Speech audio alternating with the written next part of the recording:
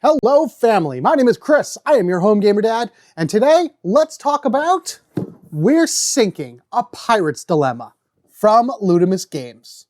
We're Sinking is a 3 to 6 player game that lasts roughly about 45 to 90 minutes, give or take, and it is a cooperative, semi-cooperative, all for yourself. It's a very, very pirated theme game. The main story of it all is that we are a group of pirates on our way back home from our latest bounty, and all of a sudden we are attacked by something terrible. It has put a hole in the ship, and oh no, we're sinking. The captain has taken one of our 2 lifeboats and gone away with it. There is 1 lifeboat left, and we have to determine, do we fight back against the creature, or does one of us make it out to tell the tale? That's definitely one of the best things I love about this game, is that there are 2 different win conditions. You are either going to work together with your fellow pirates in order to fight back against whatever it is attacking your ship, and if you manage to drive away the beasts or whatever it is you're fighting against, then you check your hand of cards. Whoever has the most point values within their cards wins. So that means you want to have as many cards in your hand as you can in order to get the highest value. However, if the ship does sink, and let me tell you, it will most likely sink, then whoever has the least amount of cards in their hand will be able to swim away, no problem. Think of it thematically. You've gone away and you've knocked away whatever it is. Whoever managed to save the most bounty and booty, whatever it is that they've collected, have now become the new captain of the ship. If the ship goes down, you yourself don't want to sink by holding on to all of that treasure, so whatever has the least in your pocket, you're able to just swim away, and again, like I said, go to the local bar and talk about the brave adventures that you had and the tragedy of your crew. To save the ship or save yourself is how you say the tale. To bucket, to plunder, to patch or fire through the hole in the sail. To find out exactly how to be the pirate king one day, let's head on down to the table and I can show you how to play. Yeah, all right, fun little sea shanty aside, here we are down, again, as I do with my usual reviews. This is just kind of an overview of the majority of the components that you would find in the game. There are a lot more than this. I mean, really, technically not even that much more. There's more dice for sure. That's about as many cards as you're gonna get. You're gonna get a few more, and then other things that I talk about as I go along. There's even like piles of stuff here that I'm gonna go through. But first, as always, let's talk about the rule book, shall we? Now, the rule book itself is 20 pages long, which some people may look at it and be like, oh my God, that's a lot. But I'm gonna be honest with you, going through this rule book is really nice. Like, I've had to go through it a few times in order to get a few different questions answered for myself, and it is not only well laid out, but I think the reason that it's so many pages is because it is just packed with illustrations and just quick references that you can look at it in order to be able to figure out what it is you want to do. Like, most of the things are symbol-based, so granted, this is on a card as well, but if you're looking through the book, you can actually see what a lot of these symbols mean immediately without having to flip too many pages or kind of read in between the lines of certain things. So it's really nicely laid out. It gives each one of the phases and all the actions its own like little section and everything like that to be a little bit more detailed. But then there's also ones like here that give you each one of the actions in a quicker shot. Now, granted, a lot of this is on the player, your individual player boards as well, which is fantastic. So you won't even need the rule book and flipping through that either. Everyone will have it in front of them, but it's a good thing to have at hand anyway. A lot of fun little quips from the other pirates in there. And then just, again, how you score, what you need to do, and there's a little bit more broken down as terms of what certain aspects of the game do. Really like this rule book, very nicely done, highly recommended. Component-wise, everything is extremely well made. I love the way that the cards feel. I'm not familiar with how the card stocks are or anything, but it's a very nice, like, plasticky feel. You can kind of maneuver them around, you can shuffle them and everything, and I really never felt like they were gonna rip or tear or anything like that. So I don't know what type of cards these are. There's those out there that know a lot more about the style of cards that are made, but I really like the way these are made. I love the way that the dials are made. They're nice and thick and they're easy to turn and they really, lock in pretty well. I think my gray one is a little bit loose, but nothing is like super loose where you could spin it and it spins too much on its own. I've had games where the dials are just terrible. Like, just for example, my Gloomhaven Buttons and Bugs, those dials are atrocious. They just don't sit well. They're hard to turn. They're really terrible for the game. These I like a lot. I like the nice thick dials that are easy to hold, easy to move, and easy to read as well. As As far as the player cards and the enemy cards go, they are very similar to that of the playing cards. Maybe a little bit too thin, but again, you're not going to be handling these around very much. You're going to be passing them around to everybody. They'll be able to read their one side for their actions, and then on the other side is a little bit of background of the character, and then whatever unique item they're supposed to have. So this just kind of sits in front of somebody and doesn't really do anything. Same thing for the enemies. It's going to go here on the side, and you're going to really worry more about the dice than you will about like touching this. Most you'll do is kind of move this over, and then you're going to go ahead and like read whatever it does. The dice I'm a little meh about. They feel a little light, a little hollow inside. I don't like, they're fine in terms of moving. I wish the corners were a little bit more rounded to give them a better roll, but offhand, they're really not that bad. The crazy thing about these dice is there's a lot of blank sides in some of these dice, but that's great. You want as many blank sides as you can for enemies. There's also unique dice for all of the different monsters within the game. What I'm just showing off right here is the Kraken, which is your easiest one that you go up against. This is the recommended starting enemy that you have against your ship. It does get worse and worse from there. I will talk about those a little bit later. You got a really nice, this is basically the first player marker, the first mate marker. I love this. This is amazing because it actually tells you exactly what you need to do, point by point, top to bottom, easily read, easily understood. You just start from 1, you go to 2, 3, 4, 5, 6, 7, 8. All right, done, pass, and the way you go. If you happen to have a water breach, the water threshold, I should say, has hit, it just flips over and it tells you what you do during your sinking process. I think the hat should have been different. I think that would have been really cool. Like, you have the regular first mate on this side, and then over here, because it's sinking, it should be more of a saturated look or whatever, just to add a little bit more theme to it. But then once you finish with that, you flip over and you just start from where you were. I love the way that they did that because it's clear, it's concise, and it makes just for an easy teach from the game, because all you got to do is explain what each of these are once, pass it, and then the person just reads it and goes down. It's very, very well thought out there. There are a few other tokens in the game as well. That was a nice thick cardstock on that one. This one also has these, the treasure tokens have some thickness to them. The permanent breaches also have our good thick cardboard. You're not going to worry about breaking these. They don't really bend or anything. They're nice and, what is it?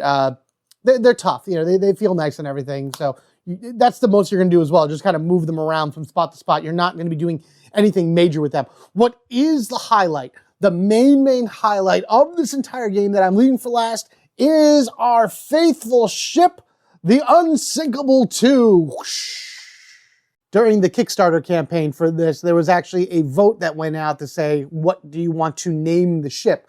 Unsinkable II was definitely one of the ones that I put in as well. I think it was me and a bunch of other people. So I'm glad that it made the list to vote, and then it ended up winning the name of the boat. So I like to say I had a hand in the naming of our lovely ship right here. Great thing to paint. It's a beautifully well-designed piece here.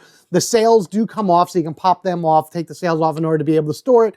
There is, now, I'm going to show this now, but I'm going to let you know that it's nothing to worry about. You're going to notice mine does have this like little lip right here. It's supposed to be flush. Let's see if I can get it to flush and make just look a little bit nicer. It's supposed to be flat. Like, you're not supposed to have the gap right here. The very first printing, which was really mostly just the Kickstarters, had some issues with the mold. Ludomus Games, Joseph and everyone know that they're going to do a wonderful job in terms of eventually replacing this for the Kickstarters. They went back to the factory, they reworked the mold and everything. So all copies that are out now for this, retail-wise and everything, should have this fixed. There is an at-home fix for it. I just haven't done it yet, where you just have to, really, it's just these two pieces right here where you got to like heat up the mold a little bit, push it down, and then let it set, and you'll kind of rebend the mold to make it fit flush. But I'll be honest with you, I'm not really too worried about it. Eventually I'll get a new one, and eventually it'll be fine. But for right now, I'm fine with the way it looks here. It still functions the way it's supposed to. And that would be the main aspect of the game, is that not only is this a centerpiece for you to look at, but it's functional in that, oh no, we're sinking. Oh, it went down one. Oh, we lost another layer. Oh, here it goes. Oh, it's sinking within the box itself. Oh no, we've lost the last one as well, and we are just barely holding on for dear life. And inside each one of the segments is where you're going to find various bits of treasure. This is going to pop up on the board once you lose a certain segment, and then you're going to be able to collect it as, you know, you do other actions and everything. Just another thing that you'll be able to do as you go along the game. This this right here was my initial point of getting this game.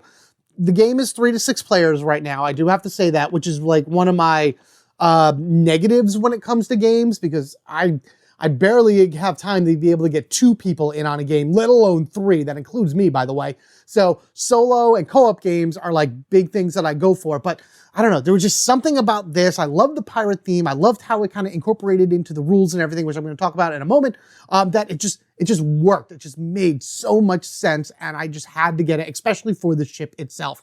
So I'm just going to set this up for a 3-player game right now, which is the minimum, but I'm going to highly recommend this game being played at its maximum of 6. You're going to get the most out of the game the more people you have playing with you. Now, the first thing that each player is going to do is they're going to choose their pirate. There's, of course, 6 different pirates right now. I'm hoping that in the future we're going to see more, and you get some pretty cool stuff like, what is that? Gunny Jenny and Frankie Forks, Billy Bones, Nettie Arnetta, Questy Quinn, and my personal favorite, Honest Pete. Now, if you look here, the quotes, if you've noticed through all the other ones, are like their nicknames, Nettie, Gunny, things like that. So, you know, Honest Pete, of course, his name is Pete, and Honest Pete has always been like a run-on thing for pirates. But if you flip his thing over, you look at his name, oh, look, they quoted the word Pete there. So now, is his name Honest?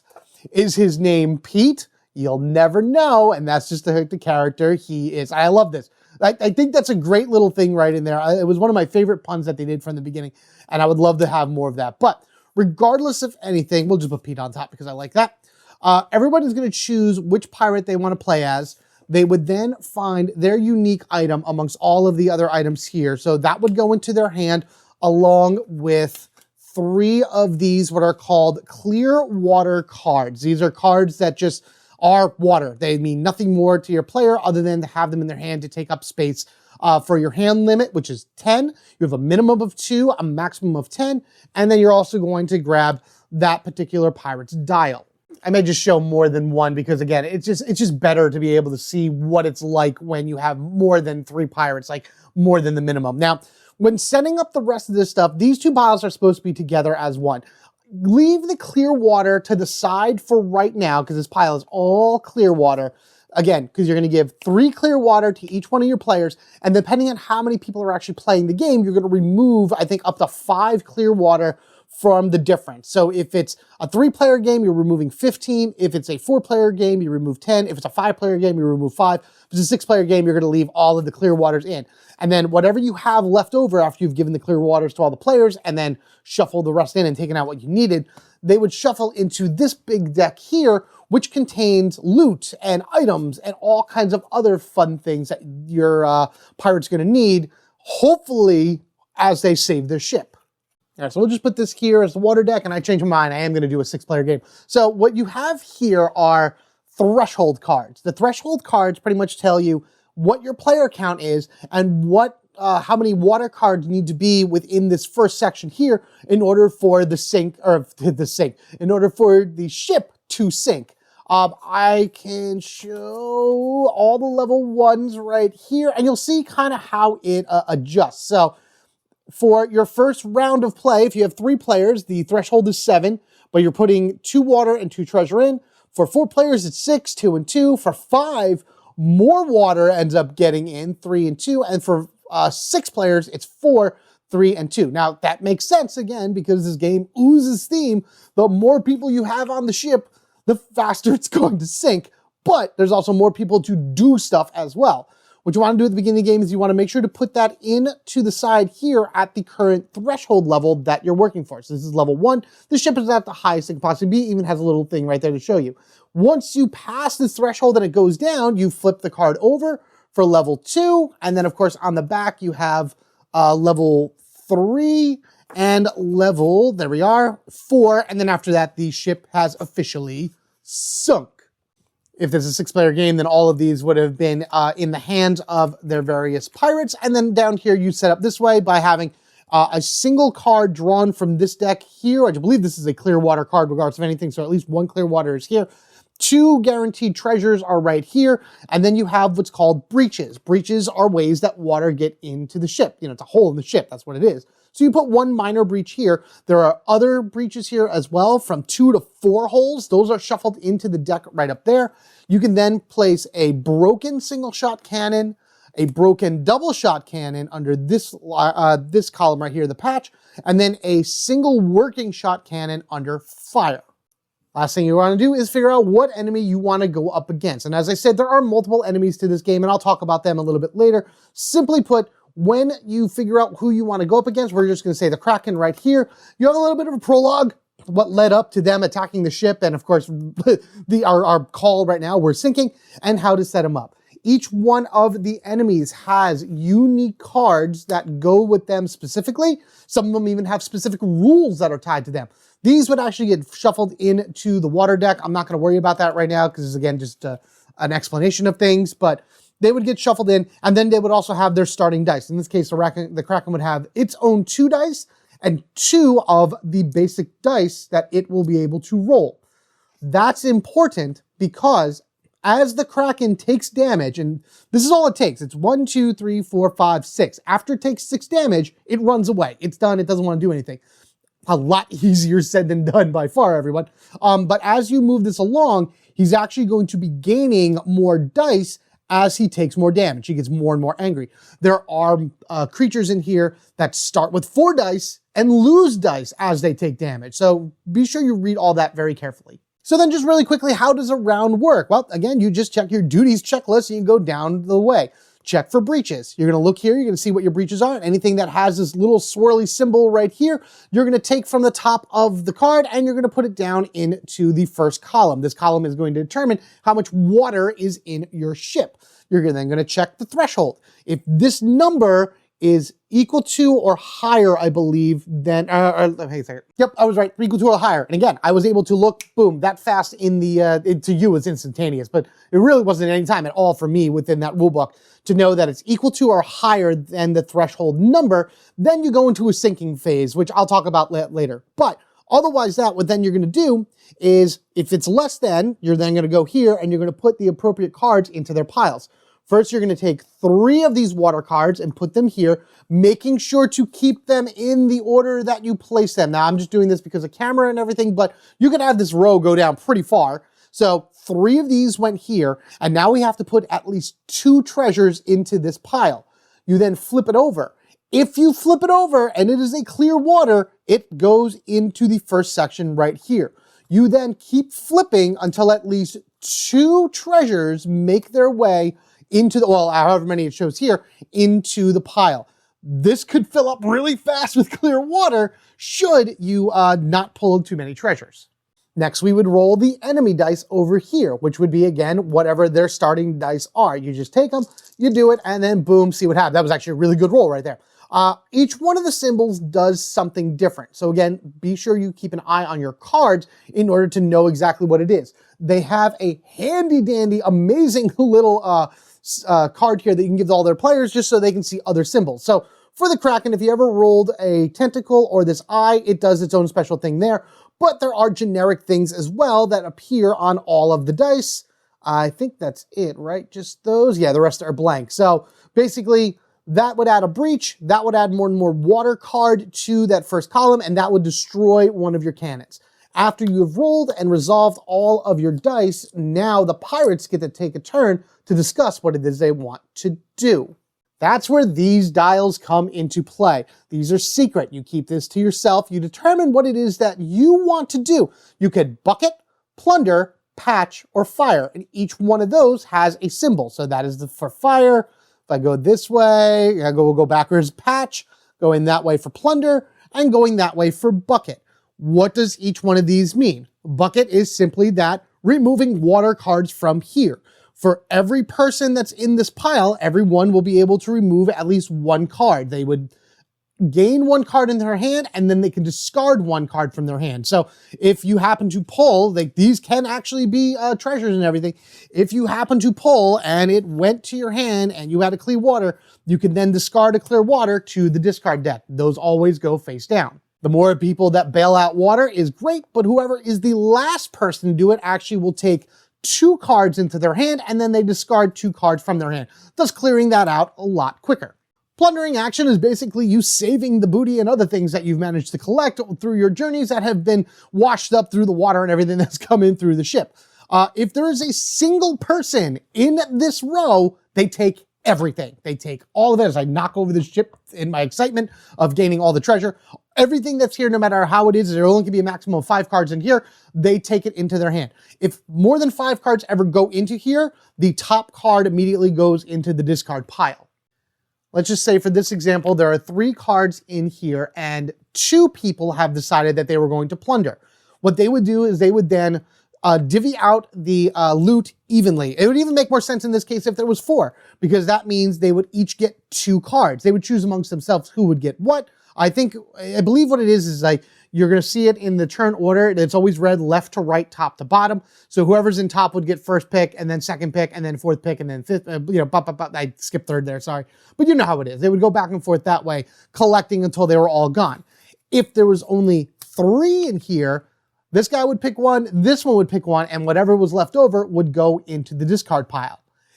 If more pirates try to plunder than there are treasures within the row, it's all lost. So if in this situation, if I had 3 treasures in here and I had 4 pirates that wanted to plunder, all of it would be gone. No one would get anything, and that would be such a horrible waste for the turn because we wouldn't be able to do anything else at all. And again, I just want to mention one more time that every one of the player sheets has these actions written out in detail on them. So if they're in front of them, they can read exactly what their action does that they chose to do. Patch, for example, Patch was the one that always confused me a little bit, but I figured it out in a way to explain it the best. You choose the Patch, you're either going to draw a card from the water deck or discard a card from your hand. Once you've done that, you've earned a hammer. You can then spend hammers to either pay for breaches. So if you would spend 1 hammer here, you would actually clear this breach. It would go to the bottom of the breach deck and is gone. Or you can spend a hammer to fix a cannon. All cannons require 1 hammer in order to fix. When you fix a cannon, you flip it over to its working side right next to it, and then find the appropriate dice that shows the amount of bullets on it, because that'll show you what type of cannon it is that you're going to be firing. There is a third action you can take in here once these treasures start popping up as the ship sinks. You spend a hammer to crack open a chest and get whatever it is inside. You can keep this secret. You do not have to share this information with all the other pirates. You can use it anytime you want. This says upgrade a cannon, which means I could take any cannon that I have here and bump it up to the next level. Single become double, double become triple. Triples are the highest amount of cannons that we could possibly get. And the final action here is fire. You are able to fire every one of the cannons once. So you would take all the dice that you have available, you would roll them, and what you're looking for are these skull symbols. Now, again, I mentioned this, easier said than done. I've rolled the skull symbol. Hooray, I've managed to do a damage to the Kraken. On a single shot cannon, out of the 6 sides, only one of them has a skull. On a double-sided cannon, or double shot cannon, every one of these sides, only 2 of them have skulls.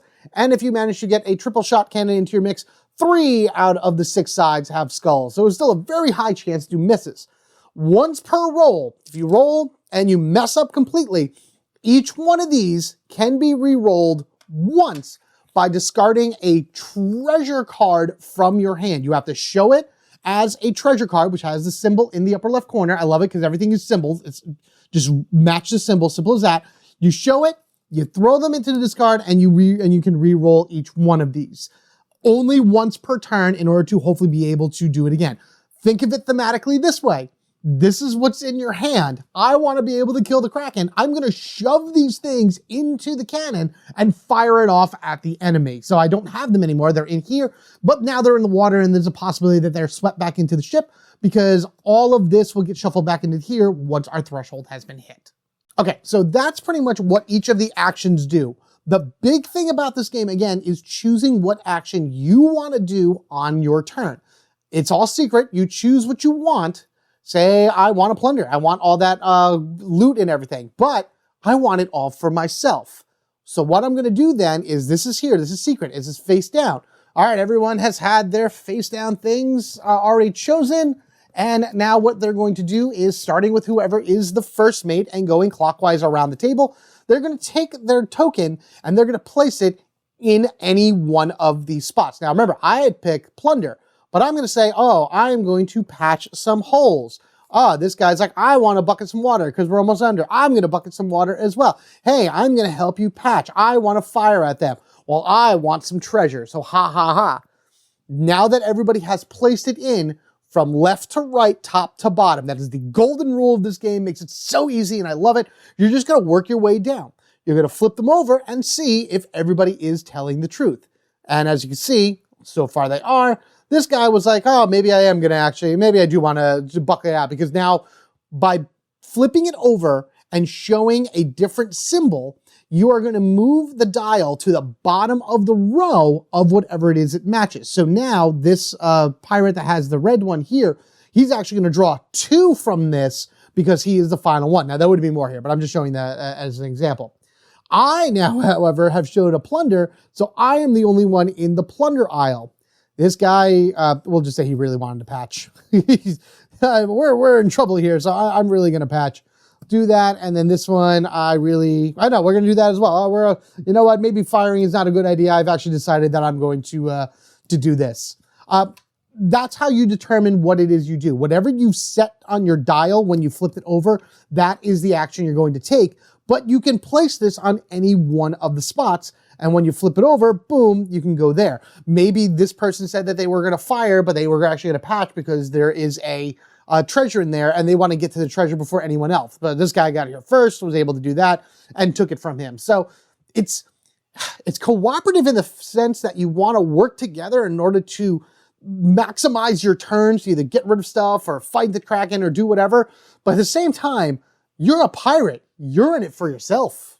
That's actually what I find people have the hardest time wrapping their brains around, is that the winning condition of the game will change for you personally throughout the course of the game. You could be doing great knocking around the enemy you're fighting, and then all of a sudden get a huge breach and you are going down fast. So now you got to rethink your strategy. Oh good, let me get rid of as many cards as I possibly can in order to be able to lighten my load, so this way I don't sink once the boat goes down.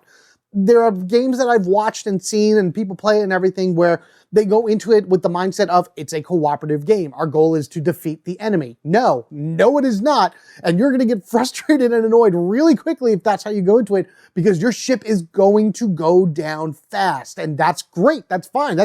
We're sinking. That's the purpose of the game. It sinks. That's what you got to go in remembering. You have to go in with the mindset that it is every pirate's for themselves. You're going to be doing temporary alliances, temporary, working back and forth and everything. But ultimately, you need to do what you need to do for yourself to make sure either the ship stays up and you are the pirate king taking control of the ship and sailing it off for recovery, or you are the one that has the lightest load within your pocket and are able to stay afloat as the rest of it goes under. Speaking of which, let's talk about what will happen should and when you reach that threshold. First off, you check it is higher than the number, or higher than or equal to the number that's here. You flip this over and you immediately do the sinking procedure straight down, and then you will flip this back over and continue with step 3 going down. First thing you're going to do is remove the lowest section of the ship, sinking it down even further, and then you're going to take the treasure tokens that are here and you're going to put them within the patch area. I'm just putting them here for right now, but they're kind of like in the same order, or not the order, they're just in that row. When you do a patch action, I just want to kind of specify this. It doesn't matter what order these are in. You can do a patch action and use your hammer on anything that's within that column. So after we remove that and place the tokens, we're then going to take this and flip this over to its next level side, which is going to reveal what our new threshold is, which is generally higher. And then, of course, more cards that are going to be needed in order to go out into the bucket and the plunder section. From there, all of this is removed. So these clear waters would actually flip on over because you want them all looking the same. You want to grab everything from your discard pile and then everything from your main pile and shuffle them together. All right, that was just a quick shuffle because we're not really playing, but just kind of give you an idea. You're not putting anything here. You're not doing that yet because you're going to wait until step 3 when you flip this back over to do that. However, the last thing you're going to do is you're going to look over here and you're going to see if there are any breaches in this particular column here. There could be multiple breaches. Doesn't matter how many breaches there are. All breaches from this get taken and put to the bottom of the breach deck, And then as long as you had removed one breach from here, you immediately gain a permanent breach. This is something that will never be fixed for the rest of the game. If you had managed to completely patch up all the breaches before this went down a level, you wouldn't add one, which is great. But in this situation, you are adding that. So now when you flip this back over, no matter what, you will always be adding one water because of that breach. You would then add 3 waters here. So we'll just do this out of an example. So 1, 2, 3, and then we need to fill up the treasures over here. Oh, there's a treasure for 1, there's a treasure for 2, there's a treasure for 3. So luckily in this situation, we're still good. You're not checking yet, but at least in the beginning of the next round, we'd be under the threshold for this, and hopefully maybe find different ways to maybe bucket out some stuff or, fire off some cannons or stuff like that. And then that's it. That is it. That is rinse and repeat from here on out. As soon as you finish with the checklist, this gets passed to the person next to you, generally to the left, actually, going around that way. And again, as I mentioned, you either the end of the game happens one of 2 ways. Either the ship completely sinks down to the bottom, or the Kraken hits to the side and runs away. And granted, I specified Kraken here, but that's just what I was showing off. The other enemies that you can fight in the order of their difficulty from easiest to hardest, by the way. So the Kraken is the one that was always suggested you go first. Then there's the Shark, so you want to be able to fight that. He is a level 2. The Kraken, just as I said, is a level 1. Shark is a level 2. This thing will actually eat your ship, which is crazy. The Sirens are also a level 2, best to do after the Shark. These guys start with 4 black dice, and they remove them as you go through. Then there are the Skull Sires, which add cursed amulets to your deck, and the more of those you collect, the more they're worth at the end of the game. But they also do bad things the more that are on the field. And then I got the expansion that came with the Navy and the Ghosts, which are also 2 new enemies that you're going to find within this game. Should, again, you get that expansion. Sword and Souls, I believe it's called. So they would all come with their own unique sets of dice and then some tokens as well. I also have the other 2, plain dice here, which might as well just point this out. This is this is one of the many trays that you're going to find within the box itself, and I'll show that off next. Just some great places in order to be able to store all of your dice and all of your things. I thought there was another dice down there, I guess not. And I'm going to tell you right now, that's all the dice that came with the game. So these are 2 here, and that's that. Plenty of room for expansion, plenty of room for more stuff to go into here, plenty of room for more things to come to the game. And here's the whole box, just so you can see. I love... Sometimes I'm not a big fan of inserts. I like just kind of throwing this thing out and then doing it myself, putting things in my own bags. But this is very well designed in terms of like where everything goes and how they all fit. And again, there's plenty of room for expansions in this for at least another 2, 3, maybe even 4 expansions. The only thing that I think it does need is a little bit of space for maybe 1 or 2 more of these dials, because I'd like to add a few more players to this. This could be an 8-player game. I wouldn't go any higher than that. I think that's like good. But at least have more possible, enemies or pirates to play as and everything. But everything else fits so well in here. The ship has its own nice little docking port right there. The flags and everything come out. They'll be able to go into their spots here. You'll take those, the sails off and everything. Like, it disassembles, no problem. Like, this is a great insert for the game. Everything about this game was just so well done, so well thought out. I love the production value of this. And of course, the game itself is fun to play. I got Thanksgiving coming up for me in a few days, so this is absolutely coming with me when I go to my in-laws in order for that. Like, I love playing with my niece and nephew, and their friends are going to be there and everything. I think this is going to be this is going to be a hit for sure. And because it's 6-player, you get more people in the action, and I love that. That's why I said I think this can go up to 8, and it can be almost like a party game of sorts, because the turns don't really last that long. The longest thing about them is trying to figure out what it is that you want to do on your turn. And there's only 4 options, so you won't really get analysis paralysis.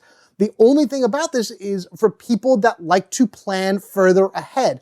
You can't do that in this game. There's no way you could really plan far ahead in this game, because you don't know how much water is going to be coming into your ship. You don't know what other people are going to do or not going to do. You don't know if certain things are going to come off the board. You don't know what the enemy is going to roll. Things change in an instant with this game. You may have an idea of what you want to do in one round, make an alliance, and oh, we're going to do this, this, and this. And then as soon as the next round happens, that patch that you just plugged up is now a 2-hole patch. And the person that's like, well, you're gonna help me patch this one? Nope, I'm out of here, I'm doing something else, has completely changed things around. So for those that like to plan, that like to work ahead and like to work together, maybe not so much in the lead, because again, you're a pirate, you're in for yourself. There is only one winner in this game, but at the same time, you still kind of need to work together in order to achieve everyone's goals as a whole, regardless if they match with yours or not. This one breaks the mold for me, oddly enough, because the ship, I think, broke the original mold already. It's a 3-player game. It's not really cooperative. It's more out for yourself type deal. There's just so many things about this game that I usually do not play and do not have in my collection that I had to have this one. I had to have this. And maybe it's the pirate theme. Maybe it's how well that it's incorporated into the game itself. I'm not too sure, but it drew me to it the moment I saw it. And I'm just so happy that I have it. I'm trying to find ways to play it as much as I can. But with that said, I would love to hear what you think of We're Sinking, a Pirate's Dilemma, down in the comment section below. Is this something that you've heard of, or something that you've seen floating around or around the internet? Do you have it in your collection already, or is it something you're thinking about getting? I'd love to hear what your thoughts and ideas with this game are as well. And then, of course, what you would love to add to this game as far as expansions or just other ways to play. All right, me faithful ship, the Unsinkable II. You will not go down like your sister ship did. Oh no, we're sinking fast. Ah. Thank you guys once again. I hope you enjoyed this review for We're Sinking, a Pirate's Dilemma. If you have any questions at all about it, please leave it down in the comments and I'll get back to them as soon as I can. If there's any other games that you'd like me to take a look at and want to talk about through this series, please let me know. It's a brand new review series that I'm trying for this channel. So far, so good. I'm really enjoying it, talking to you guys about these games, telling you my opinions, and of course, getting able to play all of these games for you guys and everything. It's just so much fun. That means in order not to miss any other games that we will talk about in the future or any other fun games I put out for you to enjoy, be sure you are subscribed to the Home Gamer Dad. If you wish to support the channel even further, there are ways to do that down in the comment section below. But as always, your view, your like, your sharing, your comments, subscribing to the channel, those go a long way to bringing us back up and repairing our ship little by little. You can't do this in the game, but could you imagine if there was a function to do that? Like you were able to dish out enough water to make the ship go back up a level, like rebuoyance it or whatever.